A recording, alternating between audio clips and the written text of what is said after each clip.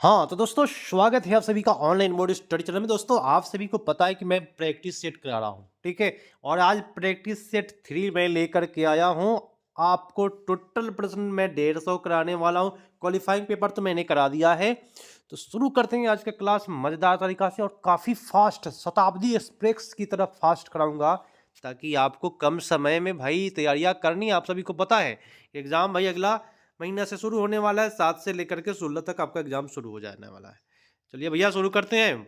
फटाफट आप लोग जवाब दे सकते हैं, फटाफट दे सकते हैं, मजा आ जाएगा आपको। तो उत्तर प्रदेश के किस जिले में मंदिर संग्रहालय स्थापित किया जा रहा है? एक करंट अफेयर्स का प्रश्न है, तो अयोध्या में। दोस्तों आप सभी को पता है ये। अगला प्रश्न बोलता है कि हाल ही में मोहरजेर 10 ड्रोन को किसने लॉन्च किया है? तो मेरे दोस्तों आपका उत्तर हो जाएगा, इसमें लॉन्च करने वाले व्यक्ति का नाम ईरान है ना, ईरान है, ठीक है। सॉरी, देश का नाम पूछा जा रहा है। मोहजेर 10 ड्रोन ईरान के द्वारा लॉन्च किया जा रहा है, ठीक है। अगला प्रश्न है कि प्रति वर्ष महिला समानता दिवस कब मनाया जाता है? महिला समानता दिवस आपका होगा 26 अगस्त को। आपका उत्तर सी पर चला गया। श्री हनुमान लोक की स्थापना करने की घोषणा किस राज्य सरकार ने की है?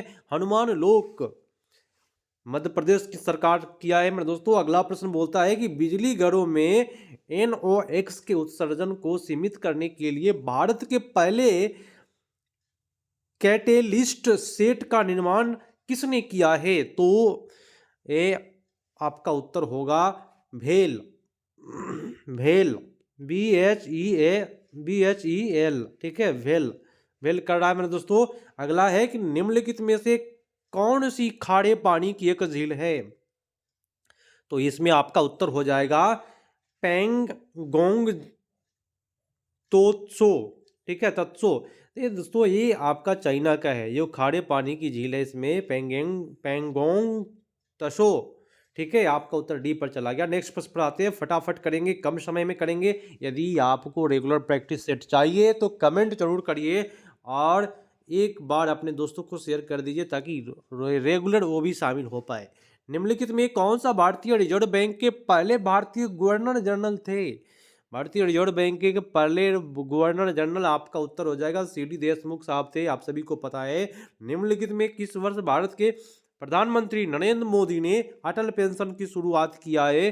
तो अटल पेंशन जो शुरू हुआ है 2015 से। और मैं आपको बताऊं 31 से लेकर के जो मैं 70 तक कराऊंगा, ये सभी सब्जेक्ट में काम करेगा, साइंस वाले भी, आर्ट्स वाले भी, क्योंकि ये 40 नंबर का जो पेपर है वह सबके लिए है। संगीत नाटक अकादमी पुरस्कार से सम्मानित उस्ताद इकबाल अहमद खां डैश घराने से सम्मत थे? तो ये जो थे मेरे दोस्तों वो दिल्ली से थे। उस्ताद इकबाल अहमद दिल्ली से थे। डैश की पालक माता महाप्रजापति गौतमी ऐसी पहली महिला थी जिन्होंने भिखुनी के रूप में चुना गया था। तो आपका उत्तर जाएगा यहाँ पे बुध। आप सभी को पता है प्रजापति गौतमी उस लालन पालन करने वाली थी। अगला, निम्नलिखित में कौन सी फाइल फॉर्मेट का प्रयोग वेब ग्राफिक्स के लिए किया जाता है? तो वेब ग्राफिक्स के लिए होता है GIF, जो आप लोग भी करते हैं व्हाट्सएप चैटिंग में। अगला प्रश्न, नेक्स्ट प्रश्न है, कम समय में मैं आपको अधिक से अधिक प्रश्न कराऊंगा और रेगुलर बने रहने के लिए भाई सब्सक्राइब तो करना पड़ेगा। तो बताना है कि डैश उन्नत अध्ययन का विषय है जो छात्रों को बड़ी मात्रा में डाटा का विश्लेषण करना और इसमें पैटर्न की खोज करना सिखाता है। तो वो कौन सा है? मेरे दोस्तों हो जाएगा डाटा साइंस होता है, ठीक है। अगला है कि शांति स्वरूप भटनागर पुरस्कार निम्नलिखित में किस विषय से संबंधित है? तो ये भटनागर पुरस्कार विज्ञान एवं प्रौद्योगिकी से संबंधित है। बहुत हिट प्रश्न आता है, बार बार पूछा गया है, प्रत्येक एग्जामों में मेरे दोस्तों ये देखने के लिए मिलता है। दांदेली वन्यजीव अभ्यारण्य निम्नलिखित में किस राज्य में है? दांदेली वन्यजीव अभ्यारण्य मेरे दोस्तों आपका उत्तर होगा कर्नाटका में, ठीक है। अगला प्रश्न बोलता है कि निम्नलिखित में कौन सा ग्लोब ऑनलाइन बेटिंग, है ना, सट्टेबाजी समझते हैं ना आप लोग, जो लगाते हैं ना ये ड्रीम 11 इस प्रकार का प्लेटफॉर्म शुभो टॉप का ब्रांड एम्बेसडर बना है मेरे दोस्तों, इसका ब्रांड एम्बेसडर हो जाएगा ड्वेन ब्रोवो। ठीक है, अगला प्रश्न नेक्स्ट कहता है कि निम्नलिखित में कौन सा एक सदिश राशि है जिसमें दिशा परिणाम दोनों हो, वह सदिश राशि कहलाती है। तो विद्युतीय क्षेत्र में दिशा परिणाम दोनों होता है। ठीक है, विद्युत धारा में नहीं, आवेश में नहीं, फ्लक्स में नहीं, विद्युत क्षेत्र में होता है, दिशा होती है उसका कोई ना कोई। अगला, भारतीय संविधान के अनुसार डैश के आदेश के बगैर सर्वोच्च न्यायालय के न्यायाधीशों को पद से हटाया नहीं जा सकता है। तो न्यायाधीश को नहीं हटा सकते हैं किसके आदेश के बिना? मेरे दोस्तों आपका उत्तर जाएगा राष्ट्रपति के बिना आप नहीं हटा सकते हैं। अगला प्रश्न बोला कि निम्नलिखित में कौन सा शरीर का अंग ग्रंथि शरीर के तापमान के नियमन के लिए उत्तरदायी है? तापमान के लिए तो हाइपोथैलेमस मेरे दोस्तों, हाइपोथैलेमस तापमान शरीर का बनाए रखता है। अगला प्रश्न, मजेदार सेट और मैं फास्ट कराते हुए आप लोग शामिल इसमें हैं। चलिए अगला कहता है कि अंडमान और निकोबार द्वीप समूह की एक महत्वपूर्ण पर्वत चोटी माउंट डायोलो कहाँ स्थित है? बताइए कहाँ पे है माउंट डायोलो? तो आपका होगा मध्य अंडमान में, मतलब डायोलो। ठीक है, अगला प्रश्न मध्य अंडमान होगा। अगला, 1815 ईस्वी में भारत का पहला सर्वेयर जनरल किसे नियुक्त किया गया? किसे नियुक्त किया गया था? ये आपका उत्तर होगा कॉलिन मैकेंजी को नियुक्त किया गया था। अगला प्रश्न बोलता है, फटाफट करेंगे, निम्नलिखित में कौन सा उत्तर पूर्वी राज्य में पहला विशिष्ट अदरक प्रसंस्करण संयंत्र फिर से चालू किया गया है? तो फिर से चालू हुआ है अदरक प्रसंस्करण, ये मेघालय की बात करता है, यहाँ पे फिर से चालू हुआ है अदरक। ठीक है, अगला, निम्नलिखित में कौन सा हार्मोन मस्तिष्क द्वारा स्रावित होता है जो सोने जागने के चक्र की विनियमित करने को मदद करता है? जो आप सोते हैं जागते हैं उसको क्या करता है? नियंत्रण करने का काम करता है। तो मेलाटोनिन, मेलाटोनिन के द्वारा ऐसा होता है। ये हार्मोन है मेलाटोनिन जो क्या करता है? सोने जागने को नियंत्रित करता है। नेक्स्ट प्रश्न मेरे दोस्तों मजेदार प्रश्न है और ये प्रश्न कहता है, क्या कहता है प्रश्न, कि मानसून के आरंभ एवं पृथ्वी के नीरत्व का उत्सव मनाने वाला एक अनूठा त्योहार राजा परवा निम्नलिखित में किस राज्य में मनाया जाता है? तो ये राज्य हो जाएगा राजा परवा ओडिशा, राजा परवा ओडिशा, याद रखना है। अगला बोला कि भारतीय खाद्य निगम फिशी का स्थापना कब की गई? मेरे दोस्तों इसका उत्तर चला जाएगा 1965 ईस्वी में। और मैं आपको बताऊं कि ये जो मैं पेपर करा रहा हूँ साइंस वाले भी आर्ट्स वाले भी 40 नंबर वाला जो पेपर है उसको करना है। ठीक है, अगला बोलता है क्या दिसंबर 1929 ईस्वी के दौरान कांग्रेस के किस सत्र में 26 जनवरी को पूर्ण स्वराज के दिन के रूप में तय किया गया था, जिसके बाद में संविधान अपनाने की तारीख के रूप में निर्धारित किया गया? तो मेरे दोस्तों आपका उत्तर चला जाएगा यहाँ पे, आप सभी को पता है लाहौर अधिवेशन, पूर्ण स्वराज की मांग, जवाहरलाल नेहरू। ठीक है, अगला बोलता है प्रश्न कि भारत पाकिस्तान द्वारा सर्वोच्च नागरिक सम्मान भारत रत्न और निशान ए पाकिस्तान पाने वाला एकमात्र भारतीय कौन है जो भारत का भी सर्वोच्च सम्मान प्राप्त किया है और पाकिस्तान का भी? तो है मोरारजी देसाई। आपका उत्तर जाएगा डी पर। अगला बोलता है प्रश्न, ट्रेन टू पाकिस्तान निम्नलिखित में किस लेखक द्वारा लिखी गई पुस्तक है? ट्रेन टू पाकिस्तान खुशवंत सिंह का है, सभी को पता है मेरे दोस्त, बहुत मजेदार। आप लोग रेगुलर शामिल होइए, प्रैक्टिस बेटर होगा। बोलता है कि 92 साल तक अलग रहने के बाद रेल बजट को किस साल केंद्रीय बजट में शामिल किया गया? 92 साल तक अलग था रेल बजट, लेकिन बाद में इसको केंद्रीय बजट में शामिल किया गया है, लेकिन कब किया गया ये बताना है। 2017-18 में रेल बजट को 92 साल के बाद शामिल किया गया। अगला बोलता है क्या 17-18 में शामिल हुआ है? चलिए अगला, सिंधु घाटी 4 बड़ी प्राचीन शहरी सभ्यता का गृह था। ठीक है भाई, निम्नलिखित में कौन उसमें से एक नहीं है? भाई बताना है कि सिंधु घाटी सभ्यता में 4 में से कौन सा एक नहीं है सभ्यता, है ना? सबसे बड़ा सभ्यता इसमें मिस्र की सभ्यता तो था ही भाई, ये भी बड़ी सभ्यता के अंतर्गत रखा गया। ठीक है, दक्षिणी एशिया मेसोपोटामिया, लेकिन रूस में कोई सभ्यता नहीं है। आपका उत्तर सी होगा, कोई दिक्कत नहीं। अगला प्रश्न बोलता है क्या कि मार्शल आर्ट थोंगटा थोंगटा किस भारतीय राज्य से संबंधित है? मेरे दोस्तों एससीईआरटी के सिलेबस में प्रश्न शामिल किया गया है। थोंगटार जो है वह मणिपुर के रहने वाले हैं। अगला बोला, ये क्या बोला? निम्नलिखित चार विकल्पों में निश्चित तरीके से एक समान है और असमान, उस असमान का विकल्प का पता लगाइए। 5, 25, 125, 5 का स्क्वायर फिर क्यू, 10 का स्क्वायर फिर क्यू, 3 का स्क्वायर 9 होना चाहिए यहाँ पे, तो यही आपका गलत हो गया। ठीक है, चलिए अगला प्रश्न बोलता है, ये आपका रीजनिंग का प्रश्न है। ये अगले प्रश्न पाते हैं। उस विकल्प का चयन कीजिए जो निम्नलिखित समूह से सही व्याख्या करता है, जैसे कि पुल, कड़ी, श्रृंखला। ये सब क्या है? पुल, कड़ी और श्रृंखला किस में चला जाएगा दोस्तों? ये दो हिस्से को जोड़ने का काम करता है। पुल भी, कड़ी भी दो हिस्सों को जोड़ता है और श्रृंखला भी जो जुड़ता है वो दो हिस्सों को जोड़ता है। मैंने दो हिस्सों के जोड़ने का काम करता है ये तीनों। अगला प्रश्न बोलता है, और ये आपका मैथ है शायद। मैथ को छोड़ के चलना है क्योंकि भाई मैथ यहाँ पे कराना मुश्किल है, डिस्प्ले छोटा के वजह से। ठीक है, अब आते हैं सामाजिक विज्ञान का प्रश्न। दोस्तों देखिए, कोई भी सेट हो, चाहे आप जो भी सब्जेक्ट की तैयारियां करें, भाई बीपीएससी जो सेट करेगा वो अपने अनुसार सेट करने वाला है। सारे प्रश्न इधर उधर से ही आएंगे और ये नहीं कि भाई एक ही सब्जेक्ट से ज़्यादा प्रश्न आएगा, सभी सब्जेक्ट से आएगा, इसलिए पढ़ना बहुत ज़रूरी है। अगला प्रश्न कहता है कि निम्नलिखित चार वेदों में किस वेद में जादुई माया वशीकरण का वर्णन है? तो जादू टोना का जो वर्णन है वो अथर्ववेद में है। मेरे दोस्तों आप सभी को पता है। भारत में पंचवर्षीय योजना की रूपरेखा तैयार करने के लिए कौन उत्तरदायी है? योजना आयोग मेरे दोस्तों पंचवर्षीय योजना के लिए उत्तरदायी होता है। निम्नलिखित देशों में किस देश की प्रकृति श्रद्धा भारत के साथ जुड़ी नहीं है? मेरे दोस्तों भारत के साथ में जुड़ा नहीं है। कौन है भाई? म्यांमार, बर्मा है, चाइना है, पाकिस्तान है, श्रीलंका नहीं है, पानी के माध्यम से जुड़ा हुआ है। अगला बोला कि निम्नलिखित समुद्री प्रवाह में किसे वार्म करेंट नाम से जाना जाता है? किनको जाना जाता है भाई? ये आपका उत्तर होगा गल्फ स्ट्रीम धारा को वार्म करेंट बोलते हैं। बोले तो गर्म जल धारा है और एक करेंट की तरह होता है। अगला, ऊंचे वृक्षों वाले उष्णकटिबंधीय घास के मैदान मुख्यतः डैश में पाए जाते हैं। तो ये घास के जो मैदान है ये पाए जाते हैं अफ्रीका में। जो ऊंचे वृक्ष वाले उष्णकटिबंधीय घास के मैदान में पाए जाते हैं अफ्रीका।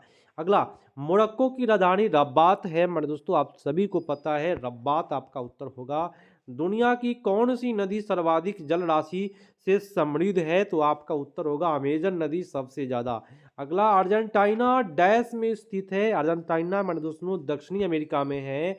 याद आपको रखना है, ब्राजील भी दक्षिणी अमेरिका में है। अगला बोला, निम्नलिखित में कौन सा अक्षांश भारत के से निकल रहा है? भारत से निकलने वाला अक्षांश का नाम बताना है। यहाँ आपका उत्तर होगा कर्कवृत्त है मात्र। अगला है कि फिल्म और टीवी इंस्टीट्यूट ऑफ इंडिया कहाँ स्थित है? तो ये आपका होगा महाराष्ट्र, पुणे में। अगला बोला कि तुलाल, तुलाल डैश राज्य की एक व्यंग प्रधान नृत्य शैली है। ये तुलाल भाई है कहाँ का? तो ये केरला का है तुलाल। अगले प्रश्न पर आते हैं, मजेदार प्रश्न, कम समय में 150 प्रश्न टोटल खत्म, ताकि आप लोग भाई आगे भी पढ़ाई सेल्फ स्टडी कर पाए। मग मेगुडी मंदिर किस वर्तमान राज्य में स्थित है? ये वर्तमान राज्य जो है एक कर्नाटका हो जाएगा। 20 द राइट आंसर। अगला बोलता है कि पैगंबर मोहम्मद ने डैश शताब्दी में इस्लाम धर्म की स्थापना की? पैगंबर मोहम्मद साहब जो किए हैं वह 7वीं शताब्दी में किए हैं इस्लाम धर्म की स्थापना।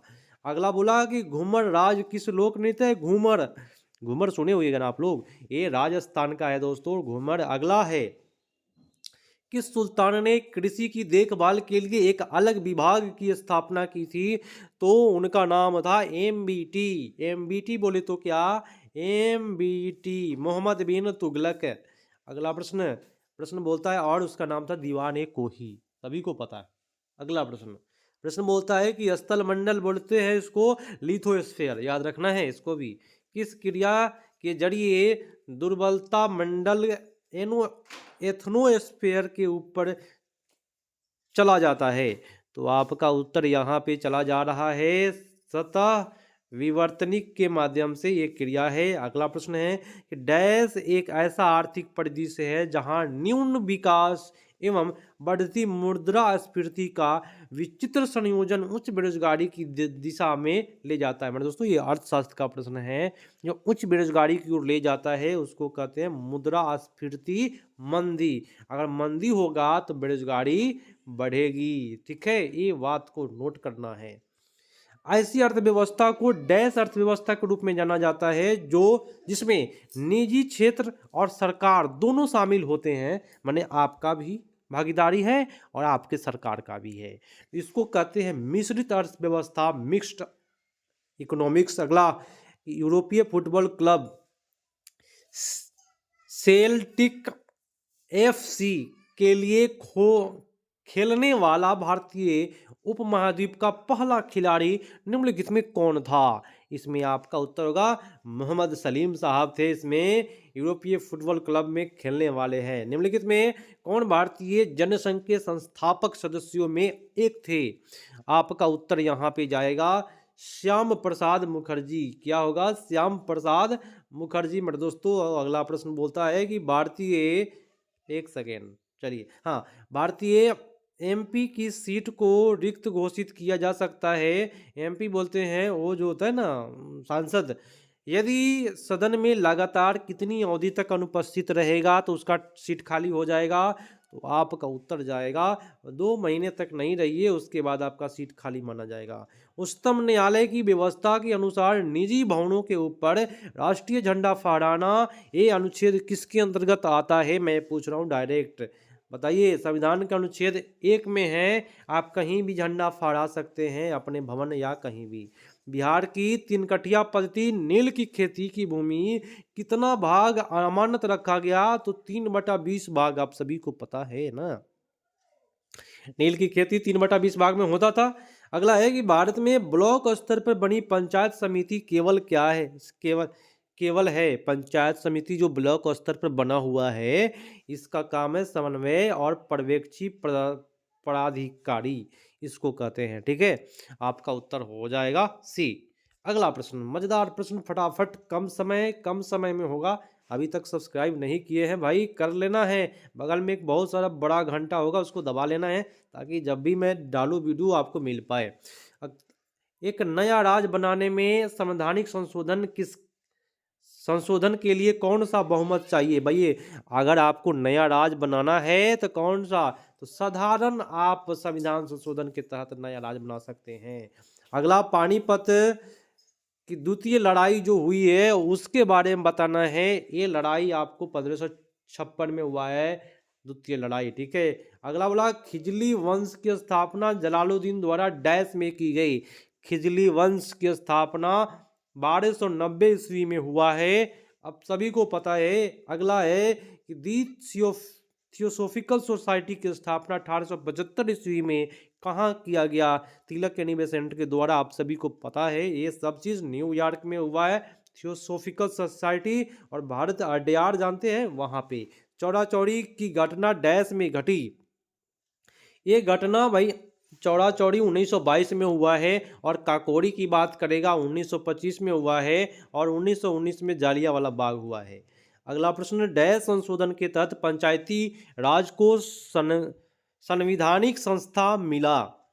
किस संशोधन के द्वारा पंचायती राज को संविधान के दर्जा मिला है? तो आपका 73वां संविधान संशोधन में पंचायती राज। नगर निगम की बात करेगा 74वां संविधान संशोधन, ठीक है, इसको भी याद रखना है। मगर दोस्तों मैं बीच में कुछ नहीं बोलता हूँ, लाइक करें, सब्सक्राइब करें, शेयर करें, ये वाली बात आप लोग अपने माइंड में रखें, अपने अनुसार शेयर लाइक करते रहना है, क्योंकि मेरा जो टारगेट है कम समय में अधिक प्रश्न कराना, ठीक है। अगला प्रश्न, गोल्डन हैंडशेक शब्द किसके साथ जुड़ा है? गोल्डन हैंडशेक शब्द, ये शब्द जो हो जाएगा वह स्वैच्छिक सेवानिवृत्ति लाभ के लिए, ठीक है। आपका उत्तर सी होगा। भारत के अग्रणी आधुनिक चित्रकार और अंतर्राष्ट्रीय स्तर पर मान्यता प्राप्त कलाकार एम.एस. हुसैन डैश में 9 जून 2011 को निधन हुआ था। तो कहाँ पे निधन हुआ और कब निधन हुआ, ये पूछा जा रहा है। कब तो हो गया, 9 जून 2011 को निधन हुआ है एम.एफ. हुसैन का, है ना, मकबूल फिदा हुसैन, ठीक है। और ये जो निधन हुआ, इनका निधन आपका उत्तर लंदन में हुआ है, ठीक है। अगला है कि नारेप, NREP का मतलब क्या है? तो इसका मतलब होता है राष्ट्रीय ग्रामीण रोजगार कार्यक्रम, ठीक है। अगला प्रश्न बोला श्वेत क्रांति के साथ जुड़े हुए हैं, वही श्वेत क्रांति आपका प्रश्न होगा डॉक्टर वर्गीस कुरियन, और हरित क्रांति MS स्वामीनाथन, जो पिछला प्रश्न पूछा गया था ये। अगला कौन से पूर्व राष्ट्रपति दो लगातार कार्यकाल का अद्वितीय गौरव प्राप्त किए हैं? ये राष्ट्रपति हो जाएंगे डॉक्टर राजेंद्र प्रसाद साहब। अगला है कौन सा भारतीय धार्मिक त्योहार प्रत्येक 12 वर्ष में एक बार मनाया जाता है? तो 12 वर्ष में एक बार वह कुंभ मेला लगता है, उज्जैन, नासिक, 4 जगह लगता है, याद रखिएगा। सार्क संघ है, सार्क संघ हो जाएगा आपका दक्षिण एशियाई देशों को कहते हैं। अगला प्रश्न भारत में निर्मित पहली फीचर फिल्म थी, कौन थी भाई? ये फिल्म थी आलम आरा, आप सभी को पता है भैया। अगला प्रश्न इनमें से कौन सबसे लंबे समय तक भारत के प्रधानमंत्री रहे? तो सबसे लंबे समय तक पंडित जवाहरलाल नेहरू साहब रहे हैं, आपका उत्तर ये होगा। अगला प्रश्न मजेदार प्रश्न, इतिहास की प्रथम पुस्तक किसके द्वारा लिखी गई? इतिहास की प्रथम पुस्तक, ये बुक का ही नाम है, तो ये आपका उत्तर चला जाएगा हेरोडोटस के द्वारा, क्योंकि इतिहास का जनक माना जाता है। स्वतंत्रता के लिए भारतीय संघर्ष के दौरान कौन सा अधिनियम काला बिल के रूप में जाना जाता था? तो ये आपका उत्तर 11 का चला जाएगा। ए रॉलेट एक्ट अधिनियम काला कानून के नाम से जाना गया, काला बिल कहा गया इसको। इस किस मशहूर सूफी संत ने हनोज दिल्ली दूरस्थ, ये याद रखिएगा, दिल्ली अभी दूर है, किसने कहा? तो दिल्ली अभी दूर है, निजामुद्दीन औलिया साहब बोले हैं। भारत के राष्ट्रपति अनुच्छेद किस अनुच्छेद के अंतर्गत राष्ट्रपति शासन प्रख्यात कर सकते हैं? तो भारत के राष्ट्रपति, आपका उत्तर होगा अनुच्छेद 356 के तहत। अगला प्रश्न है कि मंगल पांडे, वाह क्या प्रश्न है, 1857 के विद्रोह की पहली गोली कहाँ पे चलाई? तो सबसे पहले गोली जो चलाए थे ये वहाँ परेड चल रहा था बैरकपुर छावनी में, आपका उत्तर ए होगा, ठीक है। अगला प्रश्न है कि भारतीय संसद का अपर हाउस सब राज्यसभा क्या है? राज्यसभा एक अस्थायी सदन है मेरी, आपको पता है ना, अस्थायी निकाय है। भारतीय के लिए स्वतंत्रता संग्राम एक प्रवक्ता के रूप में काम करने वाले लोकमान्य तिलक कौन सा अखबार शुरू किए थे? तो सीधा सीधा पूछना चाहिए, इसको टेढ़ टेढ़ घुमा के पूछता है। तिलक ने कौन सा अखबार शुरू किया? केसरी। अगला प्रश्न किस राज्य को 1960 ईस्वी में महाराष्ट्र और गुजरात में विभाजित किया गया? तो आपका उत्तर चला जाएगा यहाँ पे बॉम्बे। बॉम्बे को महाराष्ट्र गुजरात में बांट दिया गया, पहले बॉम्बे था, ये दोनों मिला के था, ठीक है। बॉम्बे में गुजरात भी आता था, महाराष्ट्र भी आता था। अगला इंपीरियल कैडेट कॉर्प्स की स्थापना किसने की? ये जो स्थापना की है लॉर्ड कर्जन साहब किए हैं। अगला बोला बंगाल विभाजन के लिए कर्जन है, बंगाल विभाजन की घोषणा की गई लॉर्ड कर्जन के द्वारा, वही आपका उत्तर चला जाएगा ए 19 जुलाई 1905 ईस्वी को। अगला प्रश्न है कि कर्नल वायली की हत्या के आरोप में मृत्यु दंड दिया गया, तो मदन लाल ढींगरा, नाम भी भाई मजेदार है। कर्नल वायली की हत्या कौन किया? मदन लाल ढींगरा साहब ने। अगला प्रश्न है कि भारतीय उच्चायुक्त के पद पर किस अधिनियम से सृजित हुआ? तो ये जो उच्चायुक्त पद हुआ है भारत सरकार अधिनियम 1919 के द्वारा उच्चायुक्त को बनाया गया है। अगला महात्मा गांधी ने भारतीय राष्ट्रीय कांग्रेस के किस अधिवेशन की अध्यक्षता की? मजेदार प्रश्न है, 1924 के अधिवेशन बेलगांव में जो हुआ था। अगला इनमें से कौन कैबिनेट मिशन की सदस्य नहीं थे? कैबिनेट मिशन का सदस्य वेवेल साहब नहीं थे, आपका उत्तर बी पर जाएगा। नेक्स्ट प्रश्न, एक सेकेंड, नाउ और नेवर पैम्पलेट किसने लिखा? नाउ और नेवर जो पैम्पलेट रहमत अली साहब का है, चौधरी रहमत अली। अगला पंजाब भूमि हस्तांतरण अधिनियम कब पारित किया गया?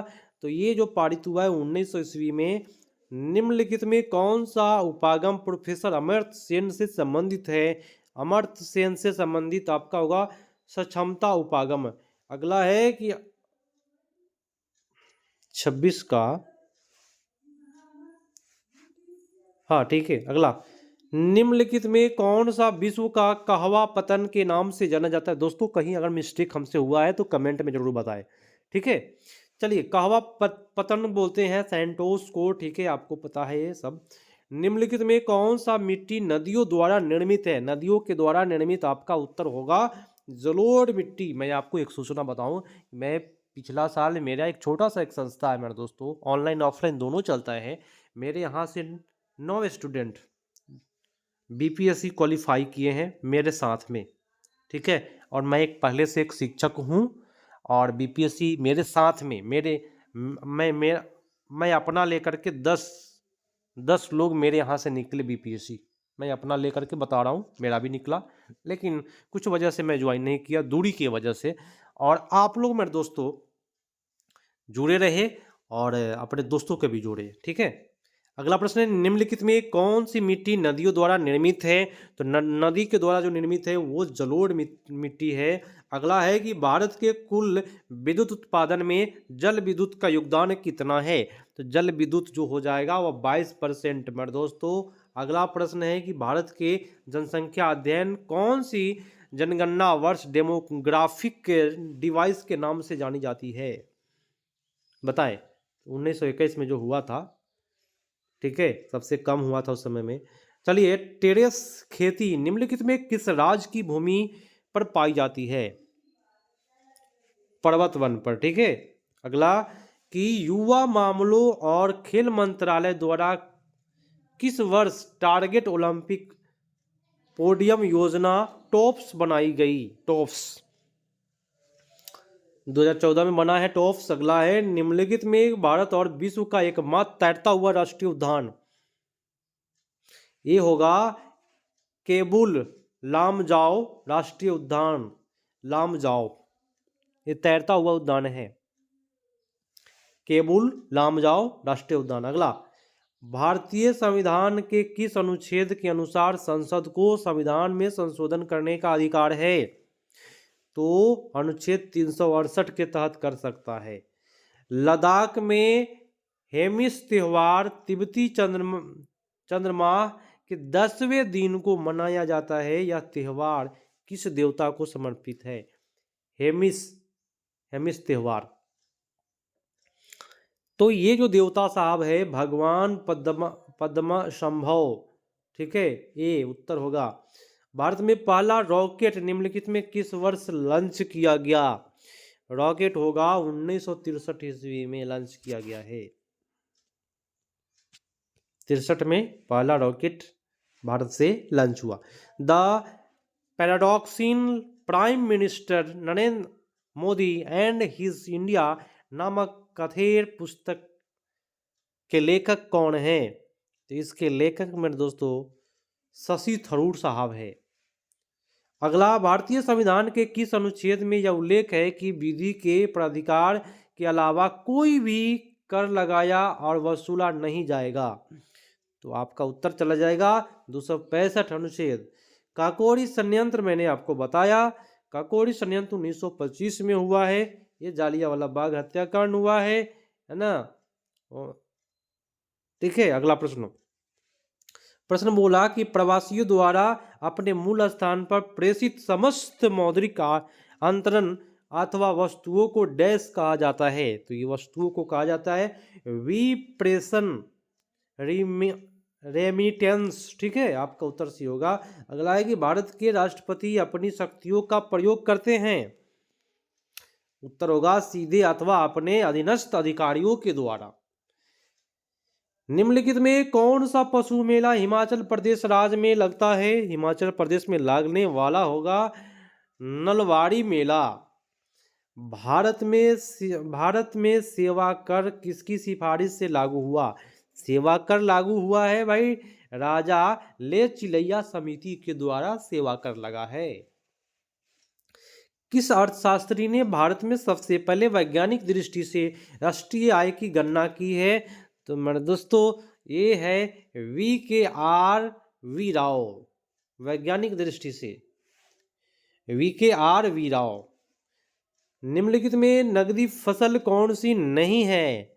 नहीं पूछा जा रहा है। जूट तो है, मूंगफली है, गन्ना है, ये ज्वार नहीं है दोस्तों। निम्नलिखित में कौन सा सी ऑफ पॉफीज नामक पुस्तक के लेखक है? आपका उत्तर चला जाएगा अमिताव घोष। बिरसा को सोते हुए पकड़ा गया, भाई कब पकड़ा गया था? तो आपका उत्तर 3 मार्च 1900 ईस्वी को। 1936 ईस्वी में लखनऊ में अखिल भारतीय किसान सभा का प्रथम अध्यक्ष किसे चुना गया?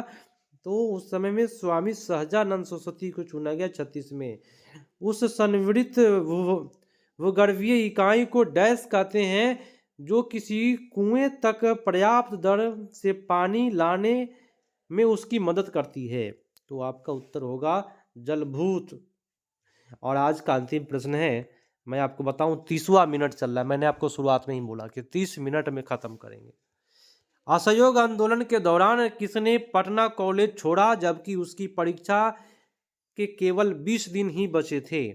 ये प्रश्न बार बार पूछा जा रहा है। जयप्रकाश नंद साहब थे। ठीक है भैया, मिलते हैं अगले पार्ट में। तब तक के लिए धन्यवाद। काफ़ी बोले भाई, थक भी गया हूँ मैं।